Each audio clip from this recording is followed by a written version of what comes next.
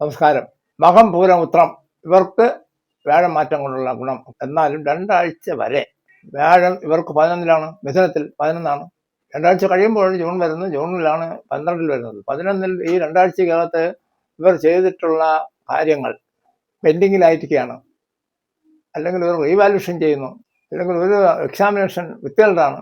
ഇതൊക്കെ ഈ 2 ആഴ്ചക്കകത്ത് അവർക്ക് ഗുണകരമായി വരും എന്ന കാര്യത്തിൽ യാതൊരു തർക്കവുമില്ല. ഈ 2 ആഴ്ച കഴിയുമ്പോഴാണ് 11 നിന്നും 12 വരുന്നത്. 12 വ്യാഴം അപാരമായ ഭാഗ്യം പ്രദാനം ചെയ്യും. അതുകൊണ്ട് മകം പൂരം ഉത്രം 1-ാം പാദത്തിന് ഈ 2 ആഴ്ച വളരെയേറെ ക്രൂഷ്യലായിട്ടുള്ള ഒരു സമയമാണ്. അത് വൻകിട ഭാഗ്യം. അതായത് പെൻഡിങ്ങിൽ കിടക്കുന്ന പല കാര്യങ്ങളും നടക്കും. വിവാഹമായാലും നിശ്ചയം കഴിഞ്ഞതായാലും ജോലി ഇന്റർവ്യൂ പോയിട്ട് അറിയുന്നില്ല, റിസൾട്ട് അറിയുന്നില്ല, പക്ഷേ ഈ 2 ആഴ്ചക്കകത്ത് അറിയും. വിസ മുതലായവ കിട്ടാൻ നല്ല സാധ്യത ഈ 2 ആഴ്ചക്കകത്ത് അവർക്കുണ്ട്. അപ്പോൾ ജൂൺ മുതൽ 12ലാണ്, 12 അതായത് കർക്കിടകത്തിൽ വരുന്നു. ഇതാണെങ്കിൽ നമ്മൾ 120-നും 150-നും ഡിഗ്രിക്കിടയിലുള്ള രാശിയാണ് ഈ ചിങ്ങം. ഈ 12 വരുമ്പോൾ സത്യം പറഞ്ഞാൽ 12 എന്ന് പറയുന്ന കർക്കിടകം വ്യാഴൻ്റെ സ്വക്ഷേത്രമാണ്. അദ്ദേഹം അവിടെ നിന്നുകൊണ്ട് 2-ാം ഭാവത്തിൽ നിൽക്കുന്ന അവരെ ഉപദ്രവിക്കില്ല, പെട്ടെന്ന് കയറി സഹായിക്കാനും പോകുന്നില്ല. എന്നാലും ക്രൂരതയും ഈ വരവയ്പ്പുകളും അതുപോലെയുള്ള അനാവശ്യ പ്രവർത്തനങ്ങൾ, ഗുണ്ടായിസം അതെല്ലാം ചെയ്യുന്നവർക്ക് വ്യാഴൻ്റെ സഹായം ചിലപ്പോൾ കിട്ടിയെന്നിരിക്കില്ല. അല്ലാതുള്ളവർക്ക് നന്മ തിന്മകൾ ഇടകലർന്നതാണല്ലോ ജീവിതം. എന്നാൽ നന്മ മാത്രം ചെയ്തുകൊണ്ട് പോകുന്ന ഒരു ചെറിയ ശതമാനം ആളുകളുണ്ട്. അവർക്ക് സമ്പൂർണ്ണമായ ഗുണം കിട്ടും. തിന്മ മാത്രം ചെയ്യുന്നവർക്ക് ഗുണം കിട്ടുമെന്നില്ല. മകം മാർട്ടായ നക്ഷത്രമാണ്. വളരെയേറെ സന്തോഷമുള്ളവരും ഒബ്ജക്റ്റീവായിട്ടുള്ള ലക്ഷ്യബോധമുള്ളവരും ആണവർ. അവരുടെ ഇപ്പോഴത്തെ ശനിയുടെ നില 8ലാണ്. 8 എന്ന് പറയുമ്പോൾ കുടുംബജീവിതത്തെ സംബന്ധിക്കുന്ന കാര്യമാണ്. അവിടെ ശനി നിൽക്കുന്നത് പ്രശ്നമാണെന്ന് നമ്മൾ ചിന്തിക്കും. പക്ഷെ ശനിയുടെ കൂടെ ശുക്രൻ നിൽക്കുന്നത് കൊണ്ട് ആപത്തുകൾ ഉണ്ടാവുകയില്ല, ആലസ്യം ഉണ്ടാവുകയില്ല, അഭിനിവേശം ഉണ്ടാവുകയില്ല. അത്തരക്കാർക്ക് കിട്ടാവുന്ന ഭാഗ്യം ശനിയും ശുക്രനും തമ്മിൽ അവർക്ക് കൊടുക്കും, തീർച്ചയാണ്. മകത്തിൻ്റെ ജോലി പഠിക്കുന്നവരാണെങ്കിൽ പഠിക്കുന്നവർക്ക് കൂടുതൽ റാങ്ക് ഹോൾഡേഴ്സ് ആകാൻ കഴിയുന്ന തരത്തിലുള്ള ബുദ്ധിസ്ഥിരത മുതലായവ അവർക്ക് ലഭിക്കുന്നതാണ്. ജോലിക്ക് വേണ്ടി ശ്രമിക്കുന്നവർക്ക് പച്ചക്കൊടിയാണ്. ഹൃദയബന്ധത്തിലുള്ളവർക്കും നല്ല കാലമാണ്. വ്യാഴം 12 നിന്നാലും അവരെ അക്കാര്യത്തിൽ കാപ്പാറ്റും, സംശയം വേണ്ട.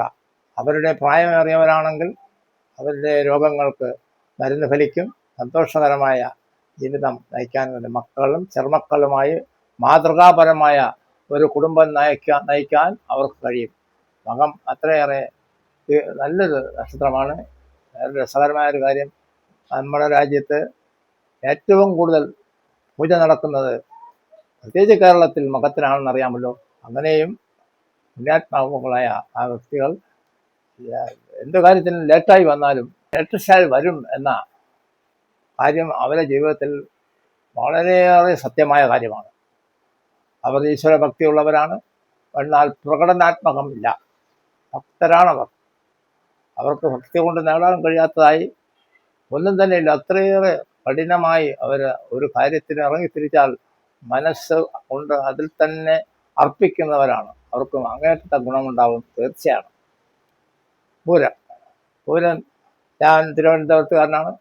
കേൾക്കുന്നത് നിങ്ങൾ തിരുവനന്തപുരത്ത് ആയിരിക്കാം, അല്ലാതെ തന്നെ പൂരത്തെ പറ്റി പറയുമ്പോൾ എന്താ തിരുവനന്തപുരം ഈ ലോകമാകെ അംഗീകരിച്ചിരിക്കുന്ന ആറ്റുകാൽ ദേവിയുടെ പൊങ്കാല ദേവി പൂരമാണ്.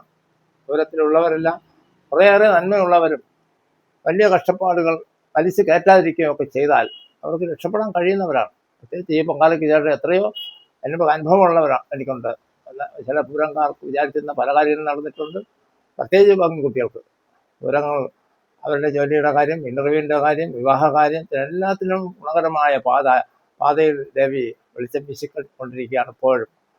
അതുകൊണ്ട് ആ നക്ഷത്രം അത്രയേറെ പ്രാധാന്യമുള്ളതാണ്. അതായത് ലോകമാകെ ഏറ്റെടുത്ത ഒരു പൊങ്കാല. പൂരംകാരുടെ ഡിഗ്രി, സ്വന്തമായ ഭവനം, ഇതൊക്കെ വഴിയിലായിപ്പോയെങ്കിൽ അത് പിന്നെ നേടിയെടുക്കാൻ അവസരം ഉണ്ടാകും. പൂരം അവർ ജനിക്കുന്നത് തന്നെ ശുക്രദശയിലാണ്. അവർക്ക് അവരുടെ പ്രായം വെച്ച് പതിനഞ്ച് വയസ്സ് വരെ അവർക്ക് ശുക്രനാണ്. അതിനുശേഷമാണ് ബാക്കി ദശകൾ വരുന്നത്. അവരുടെ പ്രായമുള്ള തുരങ്കാരായാലും സ്വന്തം സ്ഥാപനവും മറ്റുള്ളവരെ നിലനിർത്താൻ കഴിയുന്ന തരത്തിൽ സഹായങ്ങളും ഒക്കെ ചെയ്യാൻ കഴിവുള്ളവരും നല്ല മനസ്സിലാക്കാരുമാണ്. മണ്ണിനോടും ഭവനത്തോടും ഇത്രയേറെ ഇഷ്ടമുള്ള വ്യക്തികൾ വേറെ ഉണ്ടോ എന്ന് സംശയമാണ്. വീടും ഒക്കെ അവർ കാര്യമായി നിലനിർത്താനും കഴിയും. ഇണയോട് വലിയ സ്നേഹമുള്ളവരാണ്. ഇണയ്ക്ക് എന്തെങ്കിലും പ്രശ്നം വന്നാൽ അവർ കൂടെ നിർത്തും. ജീവിത പങ്കാളി, അങ്ങനെ ഇണയൻ പറഞ്ഞത്, ജീവിത പങ്കാളിയെ ഒരിക്കലും ബോറടിപ്പിക്കുന്നവരല്ല അവർ. അപ്പോൾ അവർക്ക് നല്ല രീതിയിലുള്ള ഒരു കാഴ്ചപ്പാടും എഴുത്തുകാരും സ്പോർട്സ് കല മുതലായ പല കാര്യങ്ങളിലും ശാസ്ത്രജ്ഞാനം ഉള്ളവരാണവർ. അവർക്ക് ഇസ്രോ പോലെയുള്ള സ്ഥലത്ത് സയൻറ്റിഫിക് മെത്തേഡിലുള്ള സ്ഥലങ്ങളിൽ ജോലി കിട്ടാൻ നല്ല സാധ്യതകളാണ്. നല്ല പേരെടുത്ത അധ്യാപകർ, അവാർഡ് വാങ്ങിച്ച മറ്റു ജോലിക്കാർ മുതലായവർ, ഭരണാധിപന്മാർ, രാഷ്ട്രീയക്കാർ, കവിത മുതലായ എഴുത്തുകാർ, അവരിൽ 70% പൂരംകാരാണ്. അവർക്ക് നല്ല ഭാവി ഉണ്ടാകും തീർച്ചയാണ്. അടുത്തത് ഉത്രം, 1-ാം പാദം എന്ന് പറഞ്ഞാൽ ആദ്യത്തെ 6 മണിക്ക്. അവർ പലപ്പോഴും ഏറ്റവും കൂടുതൽ കണക്ക് സൂക്ഷിക്കുന്നവരാണ്. കണക്ക് എന്ന് ഞാൻ പറഞ്ഞത് 1 മുതൽ 9 വരെ 1 9 +or -0 അതല്ല, ജീവിതത്തെപ്പറ്റി ഒരു കണക്കുണ്ട്. ആ കണക്ക് സൂക്ഷിക്കാൻ വളരെയേറെ ബുദ്ധി വൈഭവം ഉള്ളവരാണ്. ചെറിയ കുട്ടികളായപ്പോലും നമ്മൾ ശ്രദ്ധിച്ചു നോക്കിയാൽ അവർക്ക് എത്രമാത്രം അവരുടെ കാഴ്ചപ്പാടാണ് ആ കണക്ക് എന്ന് ഞാൻ പറഞ്ഞത്. അത് അവർ കൈവിടുകയില്ല. തർക്കിച്ച് മുന്നേറാനും ഒക്കെ ഏത് പ്രായത്തിലും കഴിയുന്നവരാണ്. അത് ശ്രദ്ധിച്ചാൽ കോമേഴ്സ്, PhD പല അവർക്ക് എഴുതാൻ കഴിയും. CA മുതലായ റാങ്കുകൾ, എക്സാം, SSC മുതലായ സംഭവമൊക്കെ എഴുതിയെടുക്കാൻ ഈസിയായിട്ട് കഴിയുന്ന ഒരു നക്ഷത്രക്കാരാണവർ. ഗൗരവമാണെന്ന് തോന്നും. പുറമേ ഗൗരവക്കാരാണെങ്കിലും തീർച്ചയായും മൃദുല ഹൃദയരാണ്. ഒരു പരിധിവരെ ഒരാളിനെ എതിർക്കാമെന്നൊക്കെ വിചാരിച്ചാലും പിന്നീട് സ്വയം ഒരു വഴി കണ്ടെത്തുന്നവരാണ്. അവരുടെയും ഈ 2 ആഴ്ചത്തേക്ക് വ്യാഴം 11-ലാണ്. അത് ഓർമ്മിച്ചോളണം. ജോലിക്ക് വേണ്ടി പലതരത്തിലും ശ്രമിച്ച് അത് ഭൂമി വാങ്ങാൻ ശ്രമിച്ചു, അതെല്ലാം പെൻഡിങ്ങിലാണ് എന്ന് പറയുന്നത് ഈ 2 ആഴ്ചക്കകത്ത് തീർച്ചയായും നടന്നിരിക്കും.